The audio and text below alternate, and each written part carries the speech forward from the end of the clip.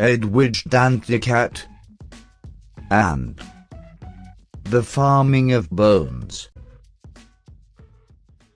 Danticat was born in Léogâne, a rural area of Haiti just west of Port-au-Prince, in 1969. When she was 4 years old, her father immigrated to New York City to find more promising work.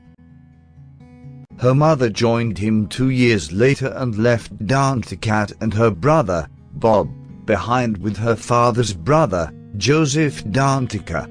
The future writer was in close contact with extended family members, some of whom were elders who thrived on telling folk tales. Oral traditions assumed a vital role in the education and sense of heritage of young Haitians like Danticat.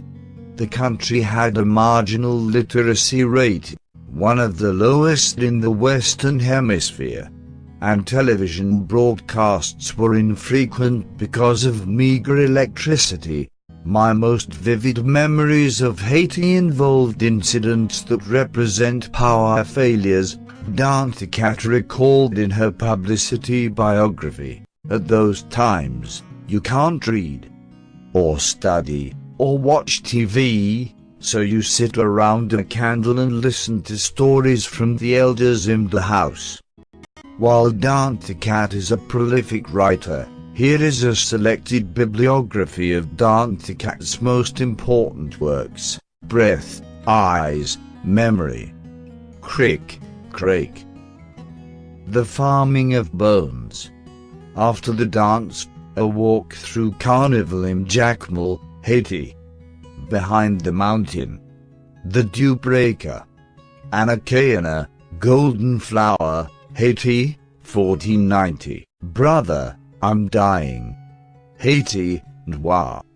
Create Dangerously, The Immigrant Artist at Work, and 8 Days, A Story of Haiti. In 1998, Danticat published her second novel, The Farming of Bones. This work tells the story of a Haitian housemaid in the Dominican Republic, Amable Desert, against the historical background of an infamous 1937 massacre of Haitian migrant workers directed by the Dominican dictator Rafael Trujillo Molina. Writing in the New York Times, Michael Upchurch stated that Danticat evokes the shock with which a small personal world is disrupted by military mayhem. Danticat knows the value of understatement in bringing nightmarish scenes to life, and despair, searing poetry infuses many of the book's best passages. Historical background and main characters. The Farming of Bones takes an historical event as its basis, the 1937 slaughter of thousands of Haitian sugarcane cutters ordered by Dominican Republic dictator Rafael Trujillo. Danticat tells the story through the character of Amable Desert, who as a young girl witnesses her parents drowning while trying to cross the river back into Haiti. She is rescued by Don Ignacio, who takes her into his house, where she lives as the companion and servant to Ignacio's daughter, Valencia. Years later, the Dominican government began a campaign to massacre any Haitians or citizens of mixed blood. No longer safe in Valencia's home, Amable is forced to undertake a dangerous journey back to Haiti, along with thousands of other Haitians. Some of the settings of the novel are the Haitian and Dominican conflict. The Dominican adversaries represent the influence of the European colonial capital power, in that the Dominican dictator is after profits no matter the cost. In other words, the Dominican is the post-colonial power in the narrative. Because of her Haitian ancestry, Amable is caught in a life-and-death conflict due to the order of the Dominican government to kill any person of Haitian or mixed Haitian blood. The themes of The Farming of Bones include nostalgia, ambivalence, trauma, migration, diaspora, loss of family, and quest for identity. When I write, I think of the girl I was when I was 15, and I write what she would have liked to have read. I write first for me, then for people like my brothers, who are Haitian but don't read either Creole or French. I write for my niece and nephew, who were born in the United States 2 years ago, and when they are much older will be looking for their roots in literature. These are the people I have in mind when I write. However, I find that the people who read my books range from white men who are dating Haitian women to women in Europe who read the books in translation. My biggest audience is probably young Haitian American women who, like me, are looking for images of themselves in English. The twin motif comes through in that the island of Hispaniola beholds two nations, Haiti and the Dominican Republic. The questions to consider are: survival and survivance are recurring themes in the Farming of Bones. Each character survives differently.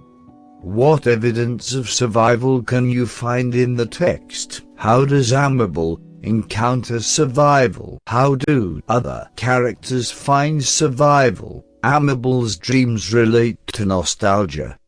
What forms of nostalgia, including the dreams, come through in the text?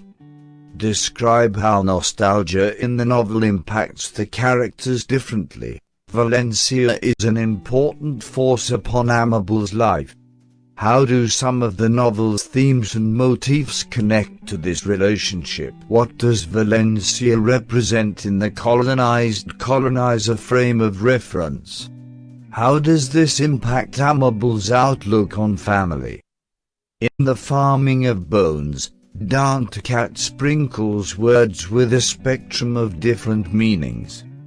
Give examples from the text. What is the significance of parsley, in terms of the Haitian people? Why are words and their different meanings of the utmost importance? There are stark differences between Haiti and the Dominican Republic in The Farming of Bones. Haiti was a French colony. The Dominican Republic was Spanish. How do these differing influences impact the situations the characters experience? In terms of post-colonial study, why is it important to flesh out the relationship between France and Spain, and how did those colonial powers impact the island? Zuela and Amable both experience varying degrees of pain and lack of privilege. Compare the commonalities between Kincaid's Zuela and Danticat's Amable while also defining the differences between them. Why are they similar? What sets them apart from each other?